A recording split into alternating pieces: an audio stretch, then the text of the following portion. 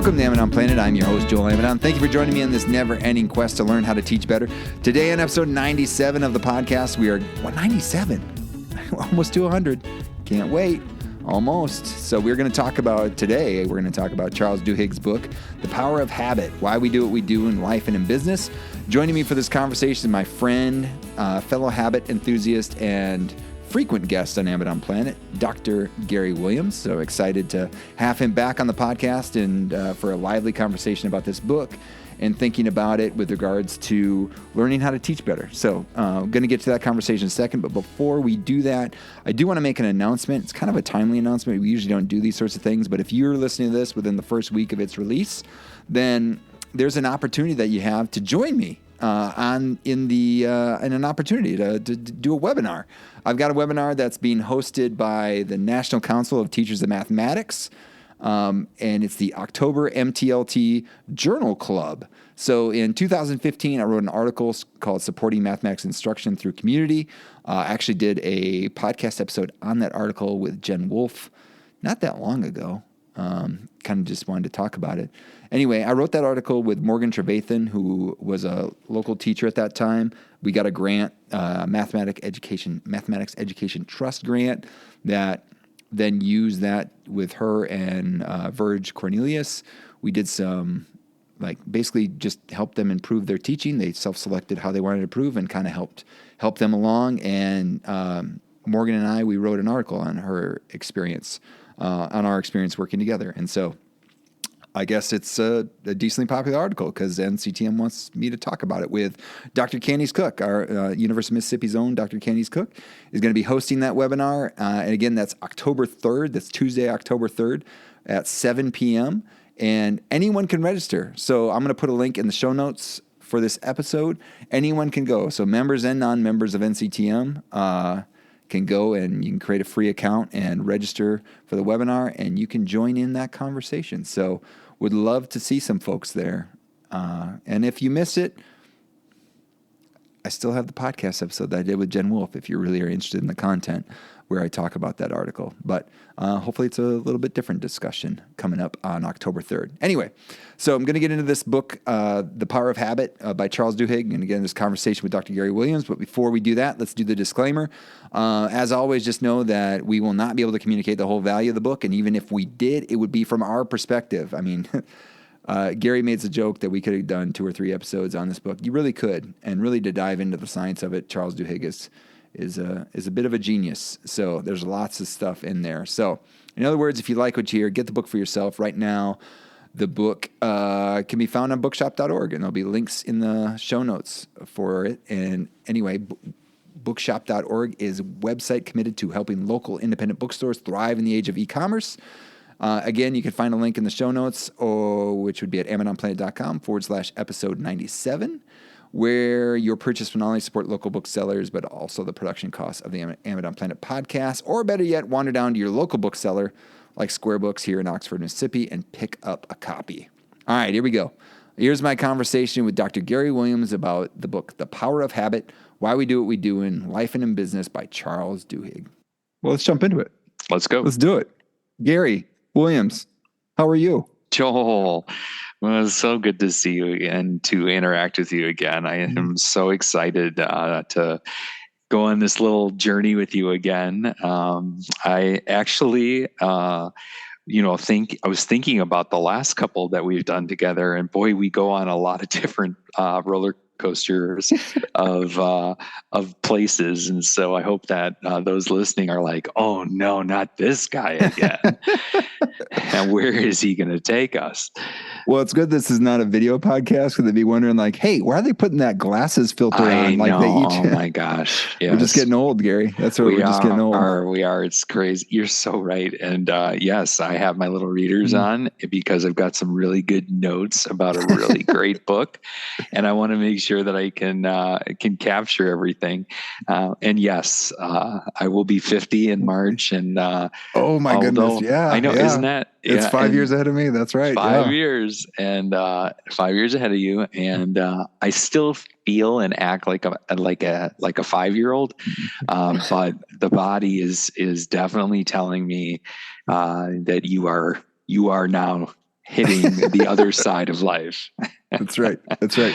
It's not like we've got the, when we would go for our runs up and down the hills of Ripon, Wisconsin after reffing some football games, and be like, you know what, that reffing, that was our exercise for the day.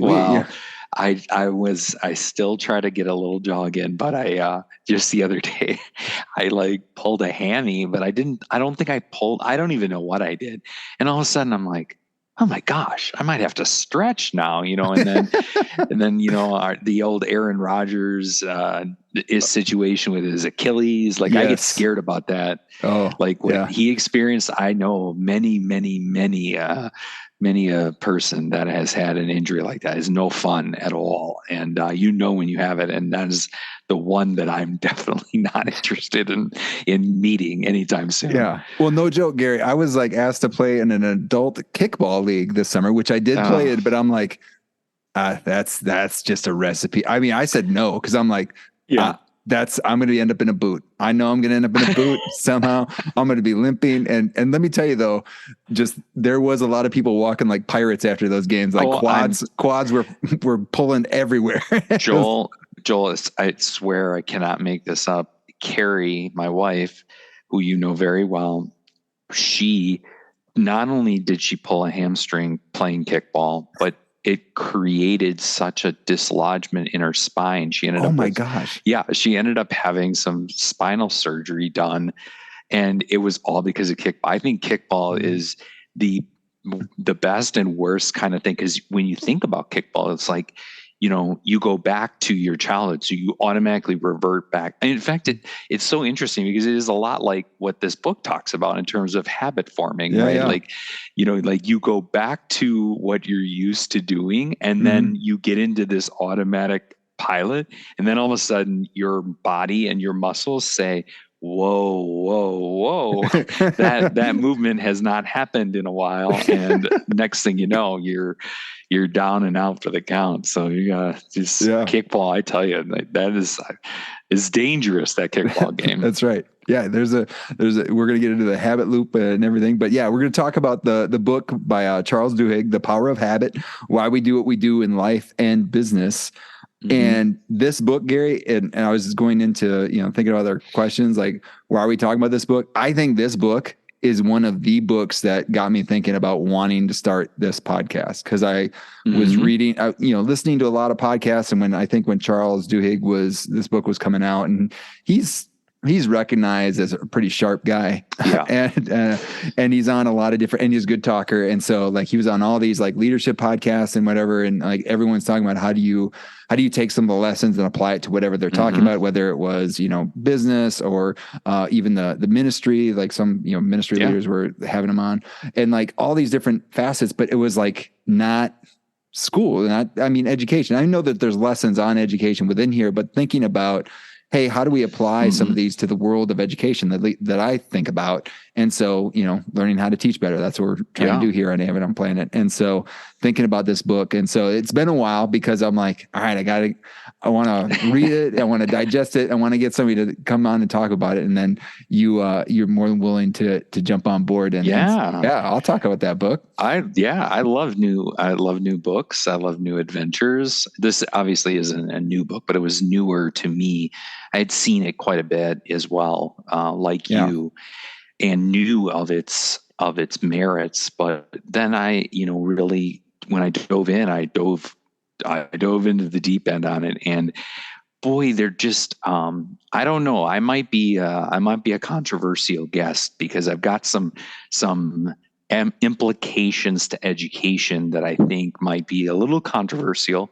But if you just stop and think for a moment about some of the things that this book suggests, it may be worth a try, and hoping that the listeners will find some sort of happy ground from where I might want to take them to where you're practically taking them, and somewhere in between is where maybe they'll land. But there's a lot in here that I told you, I think we could probably have done 2 or 3 podcasts, but in the same token, I think, one one dose of Gary is enough for the listeners until our next rendezvous. That's right. 6 or 8 months from now. Yeah. Well, I was starting to think too about like a book like this has been around for a while, and you could still go into bookstores and see it on the shelf. That means also too that, hey, it wasn't just a flash in the pan sort of thing. Like people are still paying attention to it. I think this and the other book that I think about with regards to habit, Atomic Habits, talked about that book with Hunter Taylor on an earlier episode of the podcast. But but thinking about habits and thinking about it, like we're surrounded by them. And I don't know, just here's a question off the top that's not on our list here is, I mean, do you have any like habits that you're like, hey, I'm glad this habit exists, or you've seen this habit develop over time, this positive habit? Yeah. There's one that just started emerging, which was the realization that the hours of 5 and 6 a.m. are like really great times for learning and reflecting, meditating, even exercising. Definitely something that my former younger self would have absolutely disdained.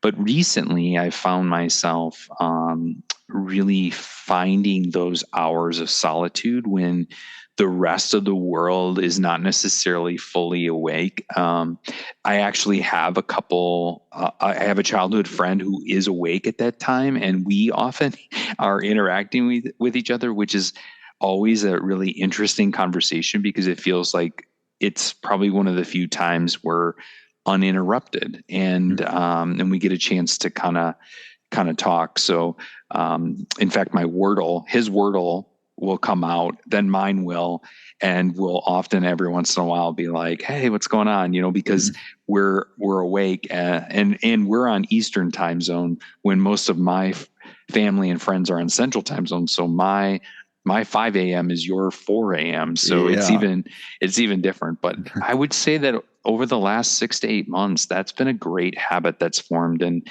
it took a while to get in that rhythm. But now that I've gotten in that rhythm, I feel like it's a real, I guess I think of my former self and ask what I was waiting for. Well, what took so long for me to get there?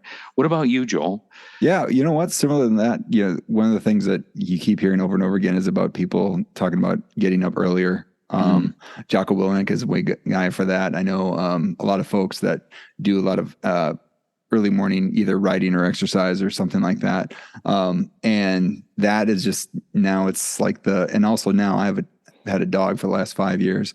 And so knowing that dog is waiting for me to get up, and then, so it's the get up, making coffee, taking the coffee on the walk, like it's everything that kind of fits together towards, it's like one win after the other. It's kind of like in this book, they talk about Michael Phelps. I mean, like these little victories along the way to the fact that, hey, now we're going to school on time, and I've done X, Y, and Z that have already felt good before I've even stepped inside my office door. Yeah. So, which is great. Yeah.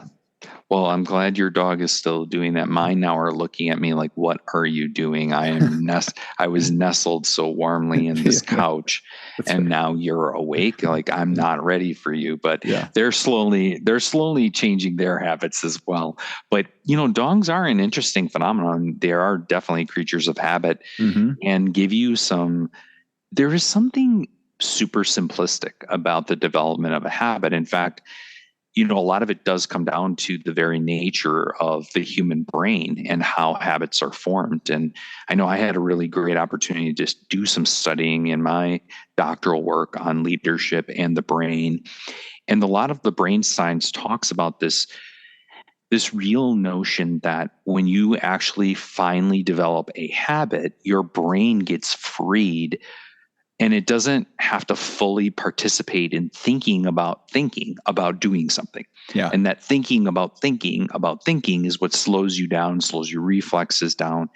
And so now you can divert that brain energy into these other places, and you can actually start to attack even higher level problems, right? And so I think that that's one of the most important parts of the beginning of this book, which is just the realization of that habit in a really good way. A really good habit frees your mind from having to think about how to do something and gets you into this more of an autopilot mode.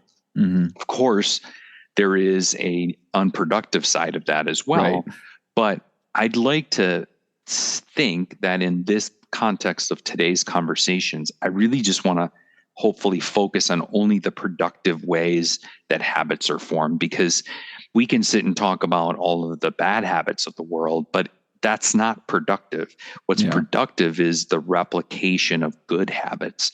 And I really want to stay focused on that. Yeah. We don't need to recite like I get whenever you talk about this, like everybody says, well, you know how many times you pick up your phone, in a day, and we don't.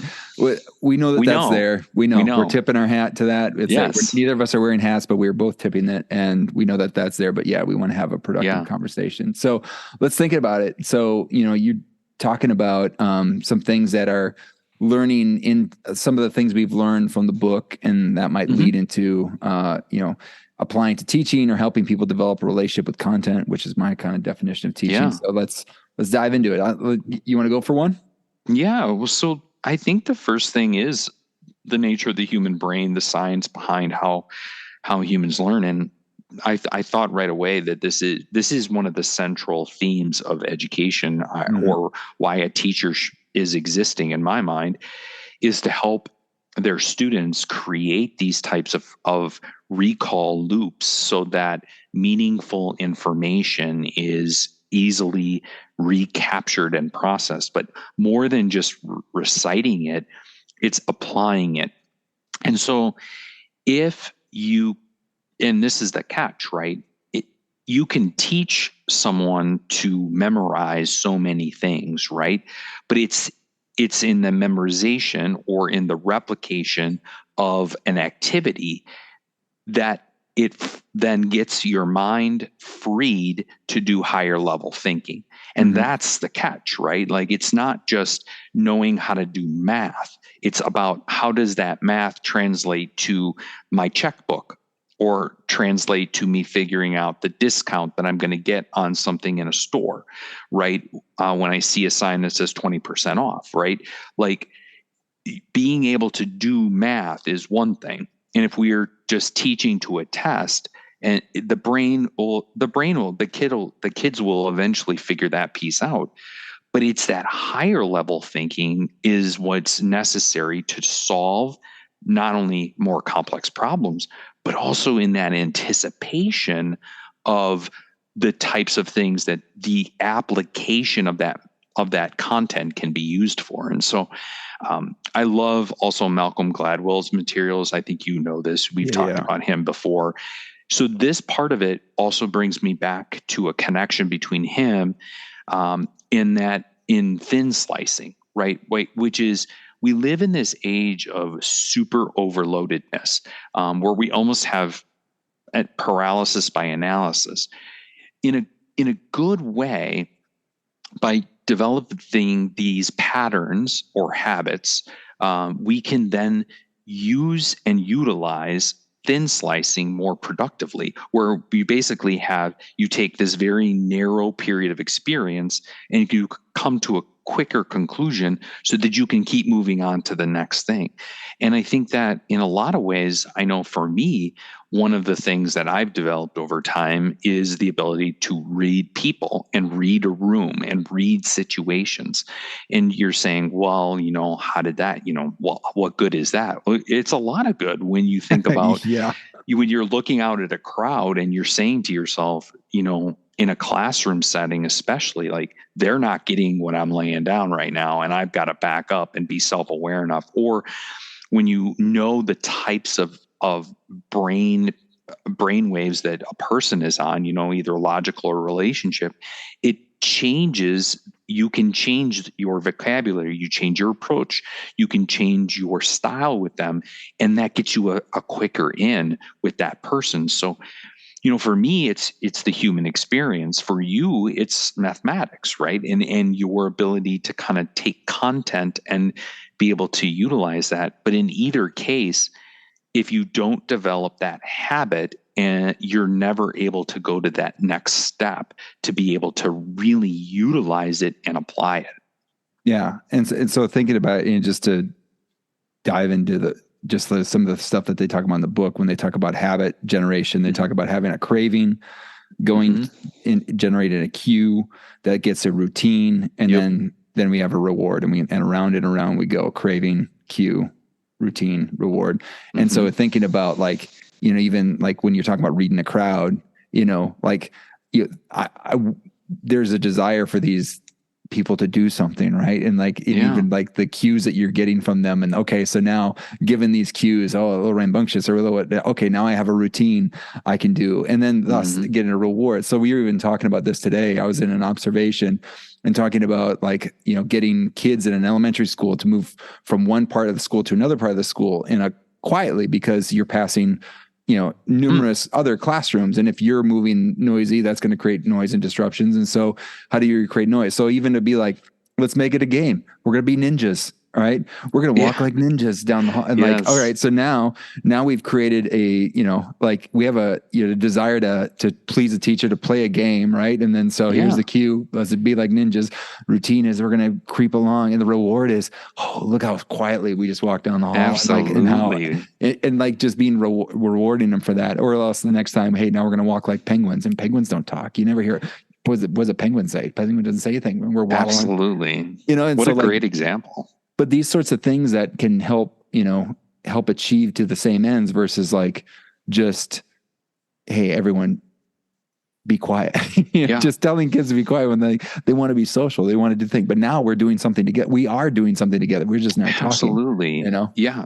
In the book, it talks about that the real driver of a habit is that craving. And in this case that you're describing, the craving is to be able to play a game, or to be a ninja. And that gives that brain activity, that endorphin rush that you need to be able to get what the book refers to as a tingling sensation almost, right? Like, and, when you think about on the other side of being a teacher, like, talk about when you see a student and the light bulb goes on, that gives you that tingling feeling. And that's a craving that you desire, and that's something that keeps you wanting to come back for more, and that keeps you wanting to be creative and energetic and enthusiastic in the way you're presenting material, because that endorphin rush is very addictive in a very positive way. And so the one example the book talked about, which I also think is really applicable in this case, is the example of Febreze. So they talked about this whole process of getting Febreze to market. And at first, in essence, they were going in the wrong direction. And the long and short of it is, once they figured it out, they realized really what people were looking for, and then they could sell and market that. But in that process, and here's where I look and think about all too often, and I know I was a victim of this when I was back when I was teaching as well, is we need to be able to take the time to really put effort into a problem so that we can get it right. And this is one of the things about habits, and one of the things that this whole notion of cue, routine, reward, craving is, sometimes that does take longer than we expect. And, we think a lesson is only going to take a week to do, and then we realize they still didn't get it at the end of the week. Or how many times has a class bombed an exam, and you're like, and what's the first reaction? The first reaction is, well, they didn't get it right, or something happened to them, as opposed to that introspection of saying, stop, let's think about this before we move on. What do we need to recapture here? Because then if we can recapture it and figure out what it is that they missed the first time, or how it might have been missed, maybe we can replicate that again, and we can then move faster through other sections. And so there's just a lot of really good applications to this notion that sometimes taking time to really get into the root cause of a problem is really worth it, in terms of then speeding up the process later on. Yeah, they talk a lot about that with regards to root cause, and that I'm teaching a class right now in improvement science. So we're talking all about like little wins and like driver diagrams and fishbone diagram, where you're trying to like get down to the nitty gritty of a problem, and thinking about what are the what they said in the book, like small wins towards something, like what are the thinking about what you actually care about. Like, for example, if we're talking about success in a class, right?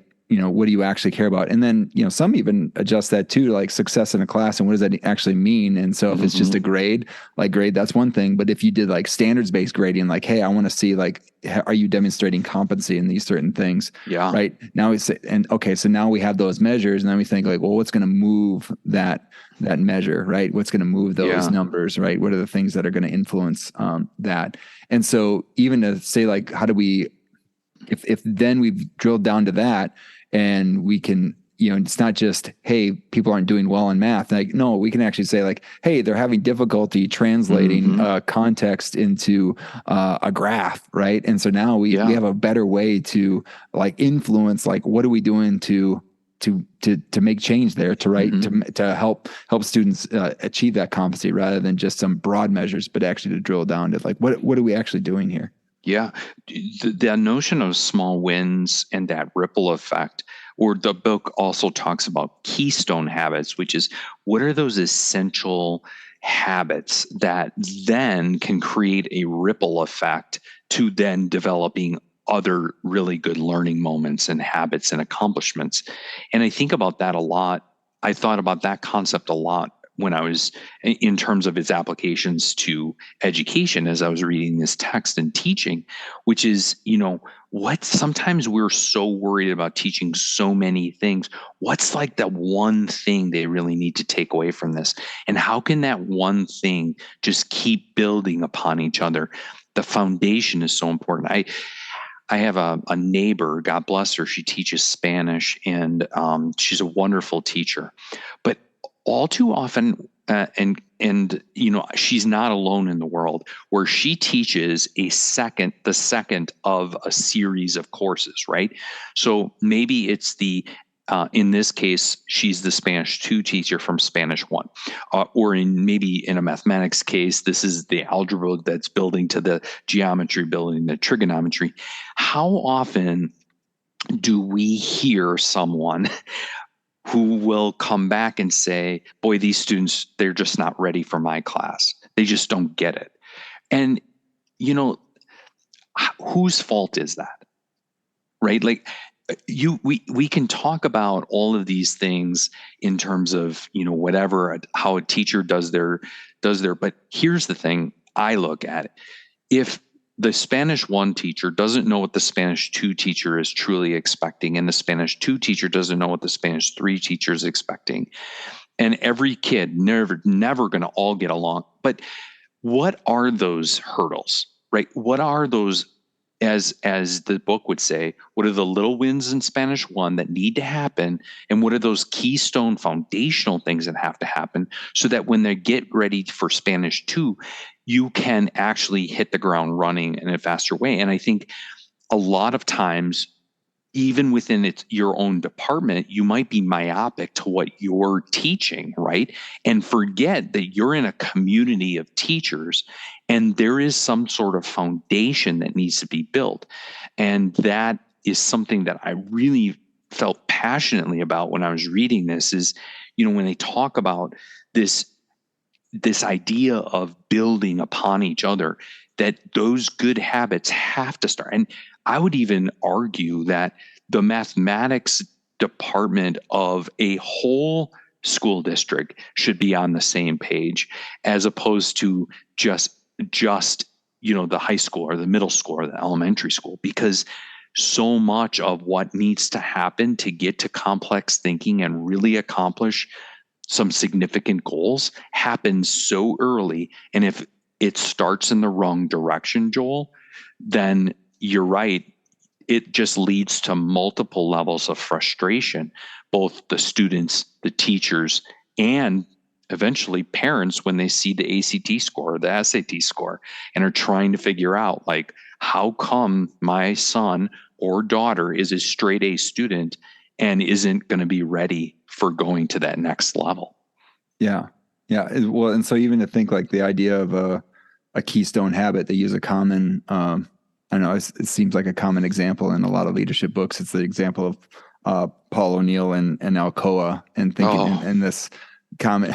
I mean, I've seen it in many books, but talking about this, like, he just had a focus on safety, right? Yep. Like, that was the big thing, is like, we're going to focus on safety. If there's an issue with safety, make sure it's reported so that everyone can experience like what happened, and then they analyze it in order to make sure that we can get even safer. So then everything was pointing at that. And so, thinking about like, well, what is the keystone habit that, that has been, established or whatever, that is influential within your realm. Like, and I found out for me, so I work with a lot of doctoral students, and I found that the keystone habit for me is frequent meetings.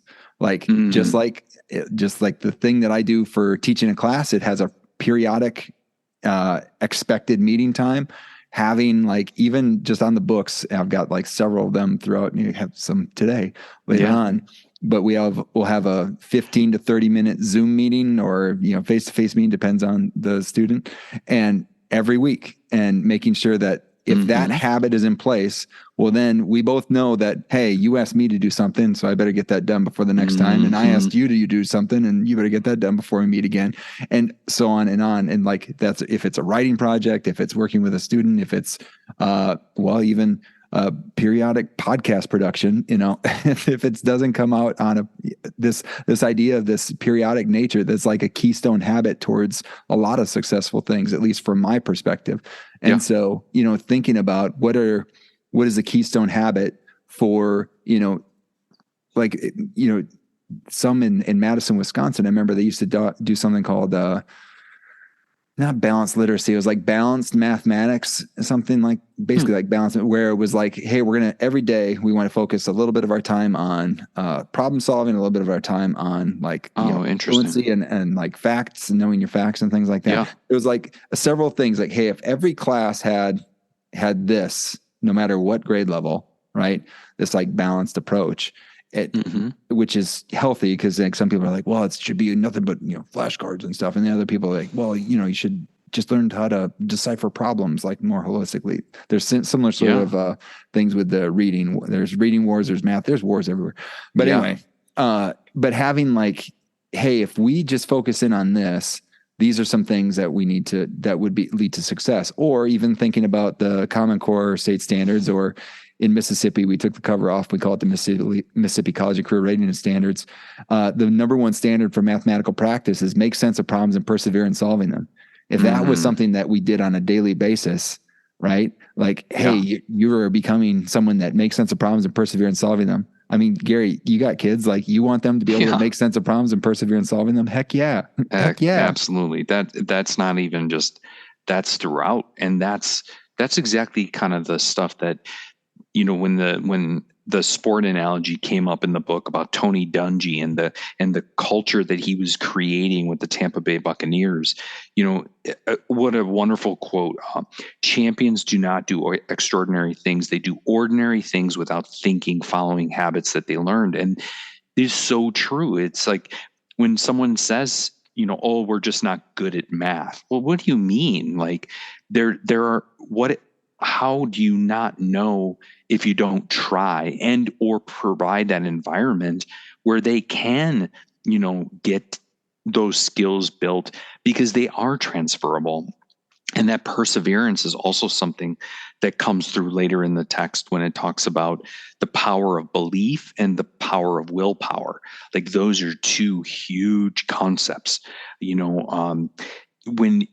When you don't have a system of doing things, when you as a teacher and you as a school district are not in your own routine of doing things. Like, this is how we do things. Like, this is how we're going to approach everything, from homework to the way we talk to our students, to even just the way we think about how we're going to utilize similar teaching methodologies in all of our classrooms, so that the kids can see that there is some overlap, that there is connection.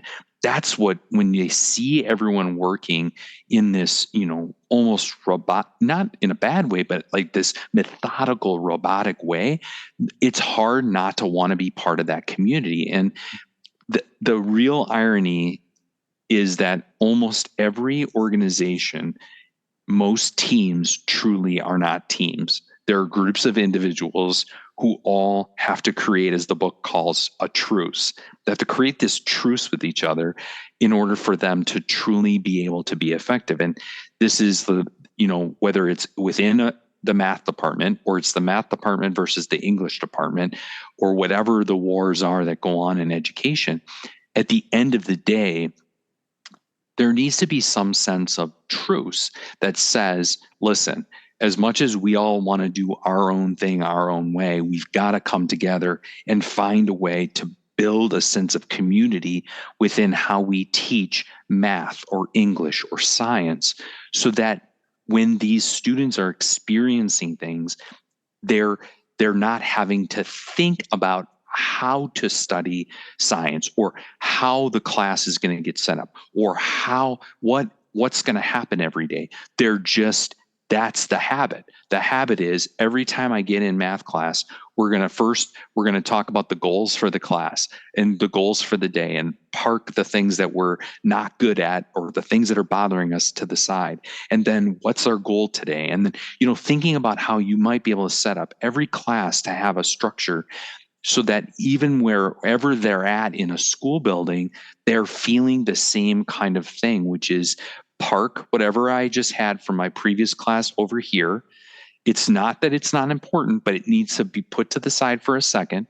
Maybe it's even taking 2 or 3 minutes to say, scream at the top of your lungs, whatever it is that you're most bothered by right now, because I need you to let that go, so that we can then get to the heart of this. And then at the end, let's scream about what we learned and what we're excited about. Imagine if every class was set up in a whole school like that, and the whole school screamed at the same. It's Pollyannish, Joel, but I think you're getting I hope that you and the others that are listening are getting my point, which is, imagine the power of that community if everything was structured in a routine. Well, and I'll say this, I saw this today. I went and did an observation of a classroom, and I've seen this in two different styles, but very similar routine, where there's you enter and it's a calm environment. Kids are sitting in groups together. There's the objective written in student friendly language written on the board. Hey, what are we doing today? And then there's there's maybe some small group activity. Kids now have a routine of, they know exactly what they should be doing. They should get out there. If there's a device that they're going to be using today, they know exactly what's to be going. There's some calm music even playing, some contemporary music. All of a sudden I'm like, that's Post Malone. And like, how awesome. Yeah. Like, hey, I think that's the Zach Brown band. And so you're here.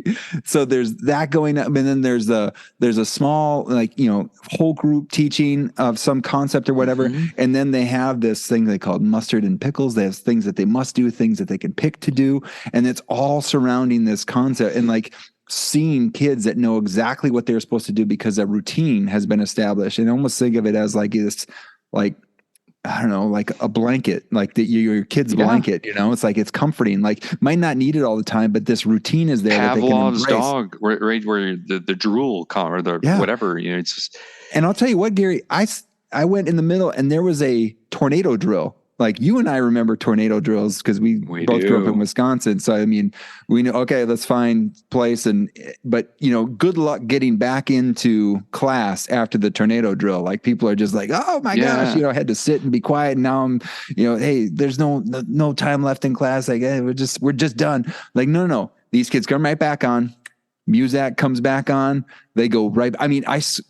it was unbelievable to see how fast these kids returned to, because they knew it was like the warm blankets right there. They knew exactly what to do, and they started engaged, and they're helpful towards each other. I mean, even like seeing something where it was an exchange where a kid came up, showed something to a teacher. There was a high five, and then the kid no one said a thing.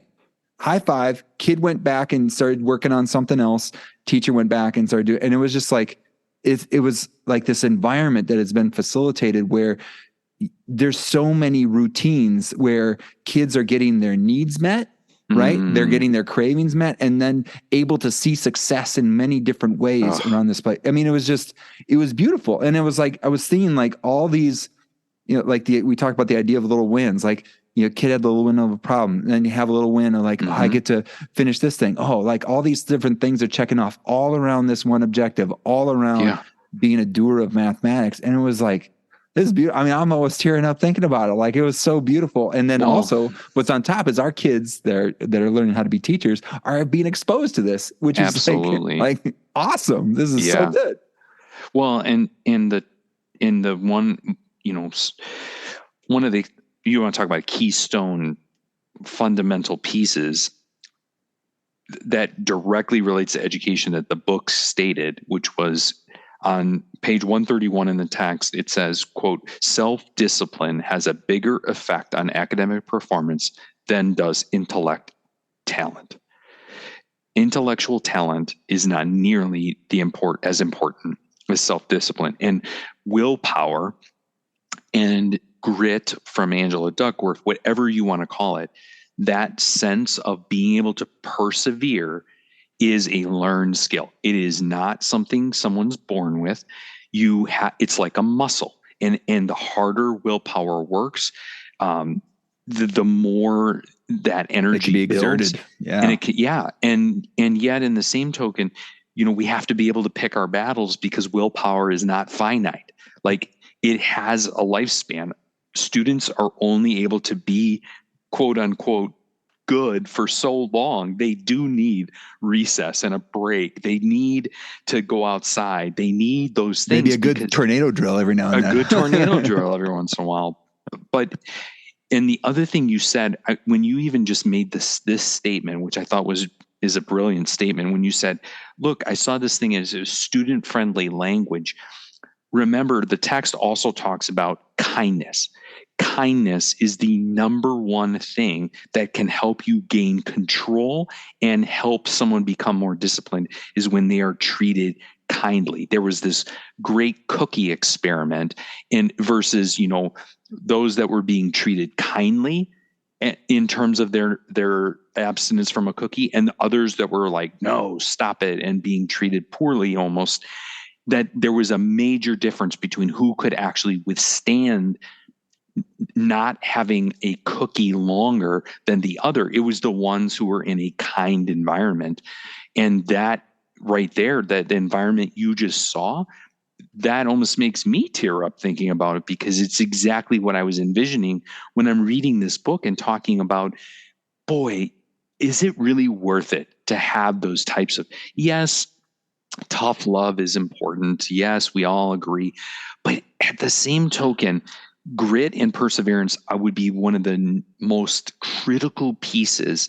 If what this author is saying is right, then the application of self-discipline in whatever it is that they're doing, whether it's math or English or science or physical education or sport or music, how do we bottle that up and teach that? How do we replicate that? How do we get them, you're right, Joel, to come into a classroom?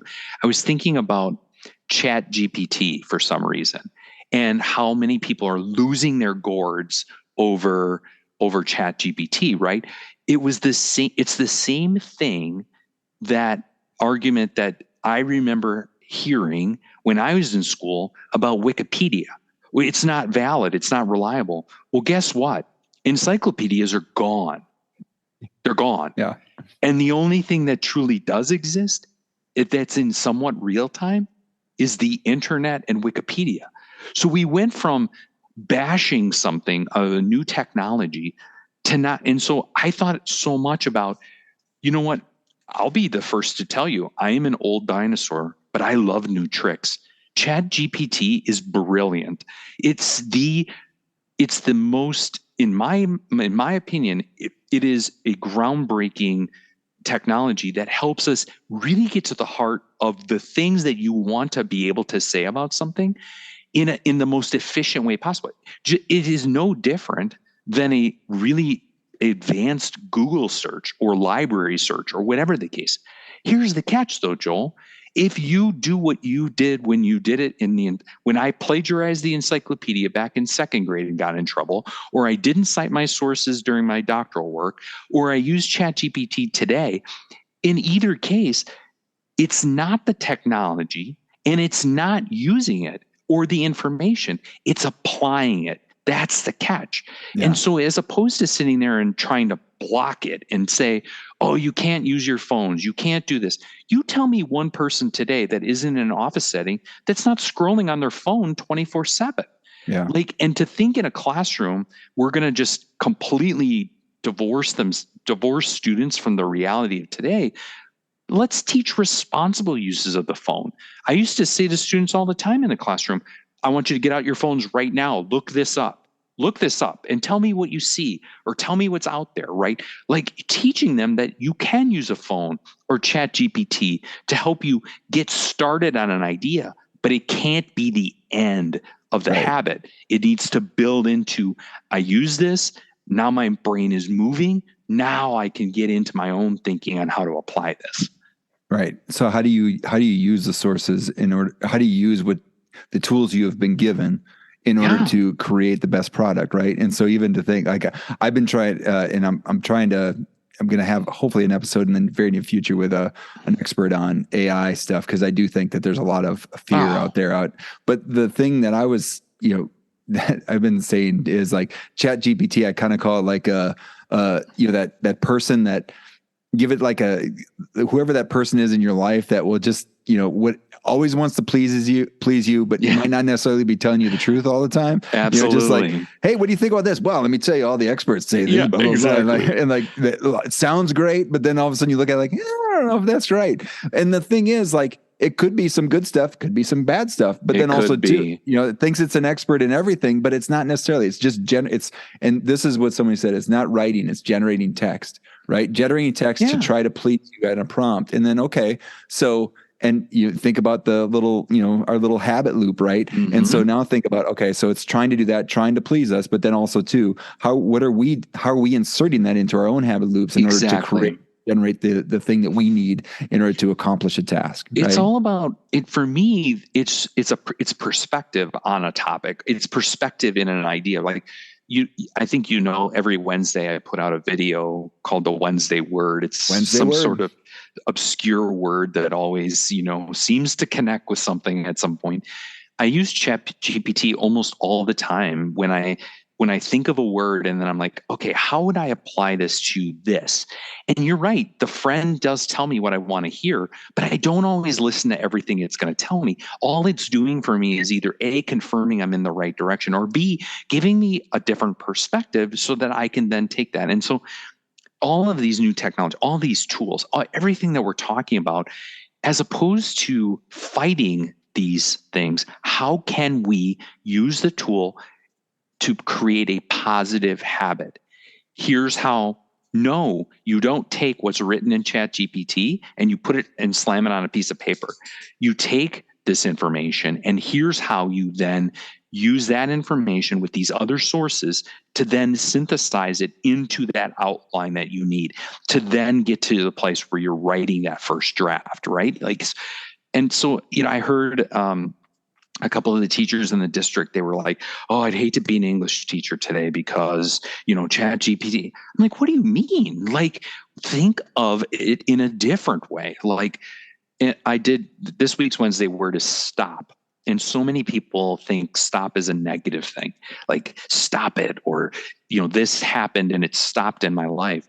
Just always remember, a stop is a chance for you to look left, look right, look back left again, to pause, to recollect, and then go to your next go.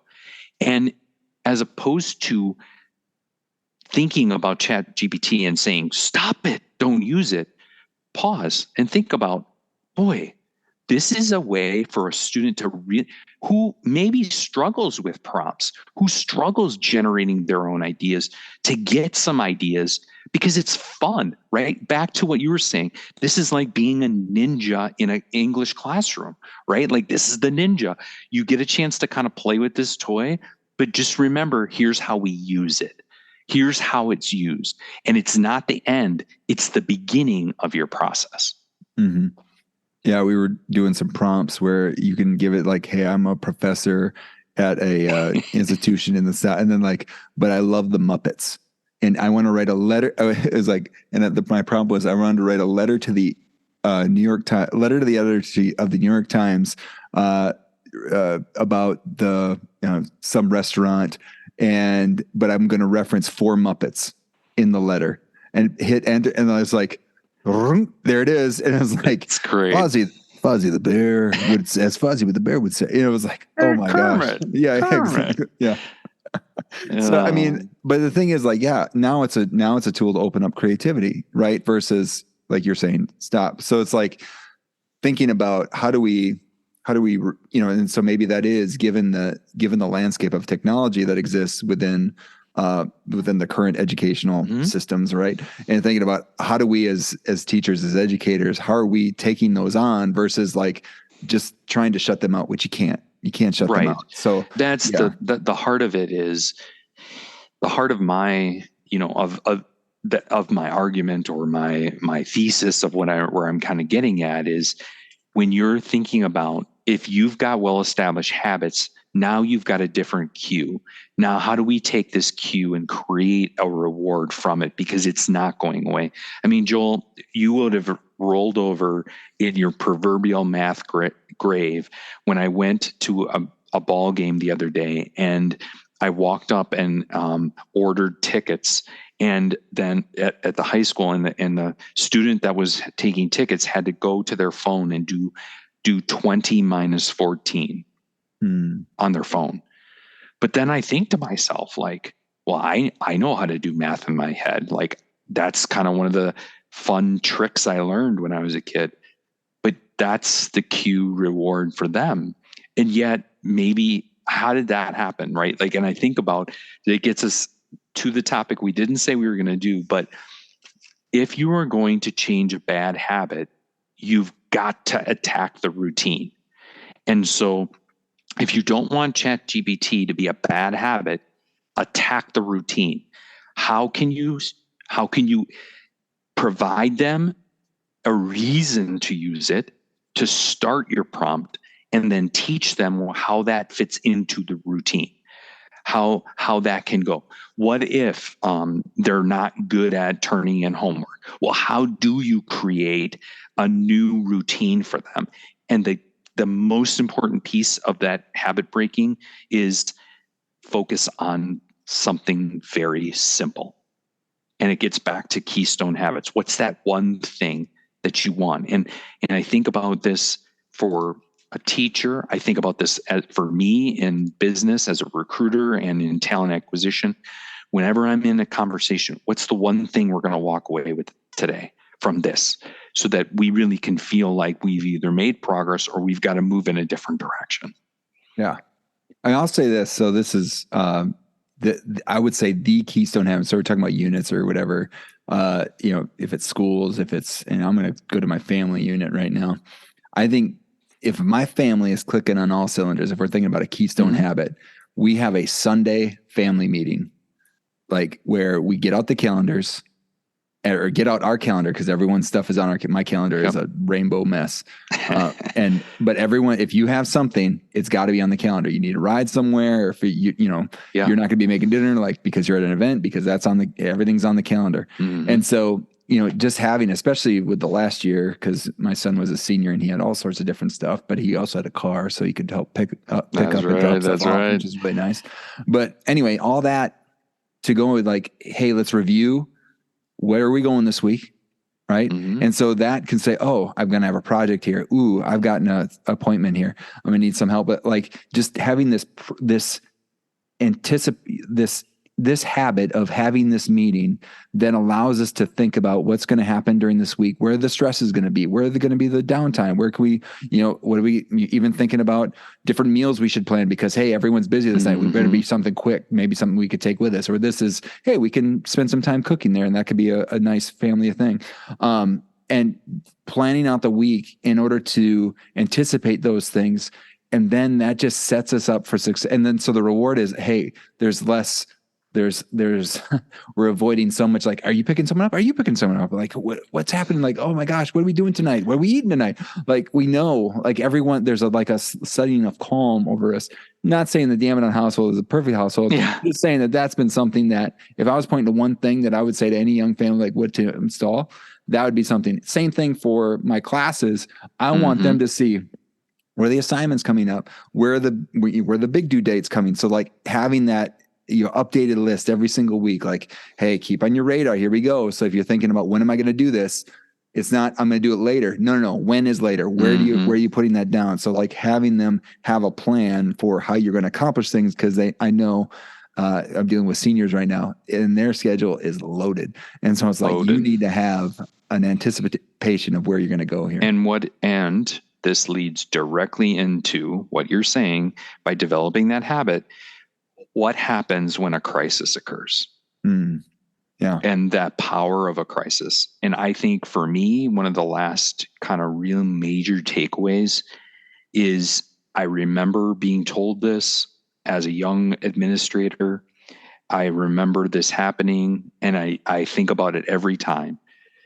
There is power in a crisis, and there is a lot. You should never, ever, ever not learn something from a crisis. And this is the one thing that I think, if I'm going to be controversial and challenge the educational sector, it's COVID, school violence, district benchmarks. Maybe they don't belong in the same conversations, but they're all crises that have happened to us. What are we learning from them, and how are we developing a new habit? And, I think of COVID, and I think of how many school districts were caught like a turtle on its back, not being able to do, any type of pivoting. And yet, now that we're out of that, it seems like we're reverting some are reverting right back to where we were, as opposed to continuing to push themselves to be more innovative and to continually adopt new technologies. Did we learn from that crisis? School violence is another one that we just keep seeing replicated over and over and over again. And how can we stop that cycle? Well, we've got to think about our habits, right? We've got to think about, is there a different routine that we can attack? District benchmarks, right, Joel? Like, you think about this all the time when a school fails to meet its standards, right? Well, you can sit there and feel sorry for yourself, or you can dig deeper and figure out, okay, how do we change what we're doing so that we can then build towards something that's even better because of the crisis. I lost my job recently, and you and I talked about this. It's a crisis for me, but I can sit there and I can say, oh, I can feel sorry for myself, or I can do what I'm doing, which is I'm working outside of my comfort zone to try to develop new skills. I'm doing a little bit of learning and education right now. I'm trying to network and trying to branch out into other areas that I didn't think that would have never happened if the crisis hadn't occurred. And it's already spurring on all kinds of things for me. So it says, the quote that I want to really kind of like wrap this around, it says, wise executives seek out moments of crisis, or maybe even create the perception of crisis, and cultivate the sense that something must change until everyone is finally ready to overhaul the patterns they live with each day. I did that when I was in my classes, like I created a crisis, sometimes, like where you said, we're not getting this and we've got to change, or we've got to move forward. I did it as a coach, and so I don't know.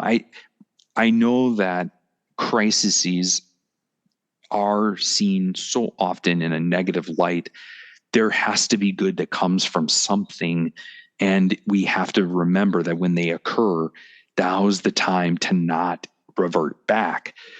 But then again, and this gets back to what you were saying, if you've got good habits, do crises ever have that same impact? That's the side question, right? We should never, ever not learn from a crisis. But if you have those good habits, Joel, and you're right, your students are overwhelmed, but you have good habits in the class and they have those good habits, does that crisis really impact them or ever happen? Or have less, or less influence, right? Or less influence on them. You're right. And so much right there. I mean, that to me, I was like, whoa, the London train station example that was in the book, man, it was powerful. It's tragic, but powerful. In fact, that they didn't all know what each other were doing.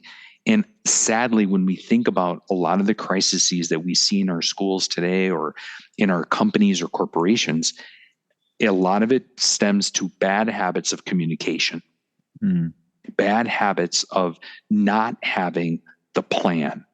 And that's something where I really think if anyone's going to pause and think for a moment, right, this is that moment to kind of reflect and say, boy, how do those inflection points create meaning? And how do I make positive meaning out of difficult inflection points? Well, and then I'm gonna wrap up your wrap up and say, like, there was this example of the story, and it was a crisis, but it was a smaller scale than some of the ones that you're mentioning. But it was the Alcoa example, where a major executive who didn't do something. I mean, in the grand scheme of things, some people are like, well, I fixed it. It was like there was an issue with safety that the executive fixed. Yep. But some people did get sick, but they recovered, but he never reported it. Correct. Right? He never, so you're talking about communication, never reported it. And one of the keystone habits in here is like, hey, if there's an issue with safety, we report it. So, and what they said is the cardinal sin was not reporting it because he robbed everyone the opportunity to learn, everyone of the opportunity to learn. And so I can drill that all the way down into when I'm teaching my teachers how to teach mathematics. And like when you just ignore students thinking that might not be on the completely the right track, but when you're just focusing on right answers and you're not like, hey, we're making sense of the problem and perseverance is going to involve struggle. Struggle is going to involve mistakes. And how do we learn from our mistakes? Because there's other books that talk about how when you make mistakes, your brain grows, right? So it does. If we're not embracing those mistakes, either all the way down to a student trying to work a problem in mathematics, to sharing it with a small group, to sharing it within front of the class, to then teachers making mistakes, sharing it with each other in professional learning communities. Like, hey, I used to do this. Now I learned how to do this. And I mean, I've had teachers like remark, hey, I used to do this last year. I do this year. And now it's like improving this problem and sharing it with my other folks. Or like you're saying, even the larger scale at a policy level or at this district level or at the national level, thinking about, hey, how are we trying to make strides here? And I know on campus there's the Carnegie. I'm gonna get it wrong. My dean's gonna kill me. He probably doesn't listen. But anyway, we'll see. Dean Rock, if you're listening, you can shout back at me. But the whole idea about networked improvement communities, right, where they're trying to figure out what are these levers that we can try to push in order to influence something that we all care about, right? But that's going to involve, and it's involved mistakes, right, where we're possibly incomplete thinking and probably wrong. Like keep going. But if you've made a mistake and I made a mistake, but then somebody else made some headway, all right, now we can try that. And we're admitting we made a mistake, but it's okay. Because as long as we learn and improve from those things. And you're hitting it. You hit two things super on the head. One of the things about crisis and negative situations and making mistakes is it's that replicable endorphin rush that often happens just like something really positive. And so when that endorphin rush happens, it almost takes it puts a brain stamp into your mind, and you can remember where you were the day that you did this. So a mistake and doing something so amazing, those are things that we in our brain, they stamp, and immediately we can remember when something is about to happen similarly. It's almost as if it's a scary phenomenon that we can go almost directly back to that moment in time when either something super positive happened or super negative. That endorphin rush will come back again. And the beauty of us versus our dogs that we were talking about earlier is we actually can use our frontal lobe and impact what's about to happen next. And that's the key, right? And these crises that occur, they can be positive and negative, however it is.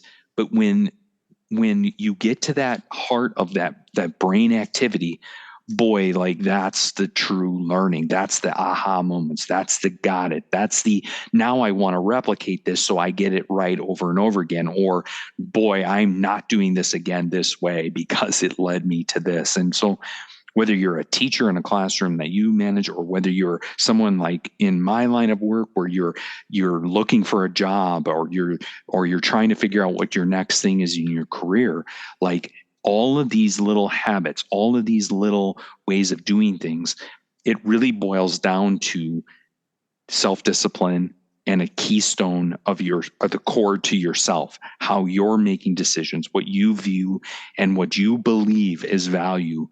You've got to find ways to continue to pull things into there, because those are the core traits of your humanness that are going to help you through those tough times, the times when the endorphins aren't firing, when you may have to replicate your own endorphins, or when a crisis happens.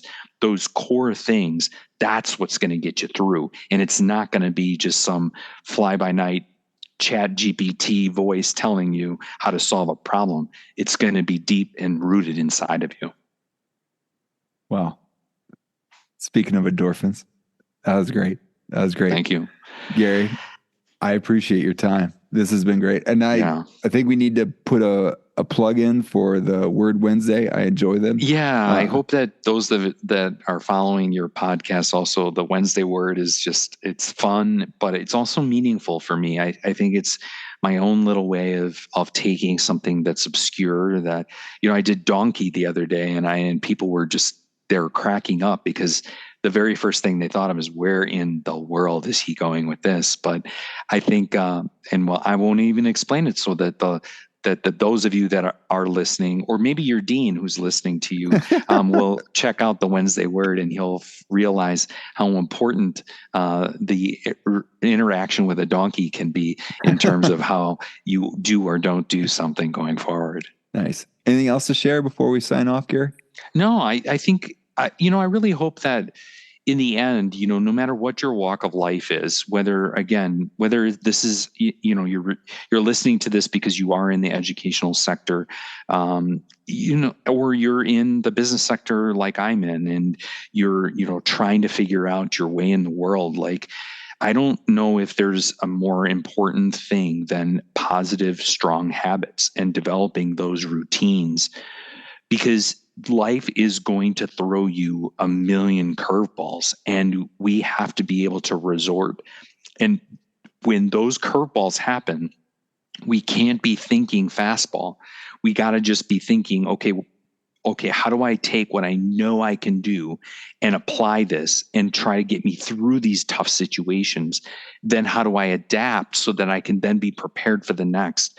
You're never going to be perfect by any means, and you're going to make mistakes, and a crisis is going to happen. But in the end, right, again, I go back to this, your core humanness, your core habits is going to get you through the vast majority of things and get you to see that even those negative things can turn out really positive. That's a good word. Thank you, Gary. I appreciate you. You're welcome.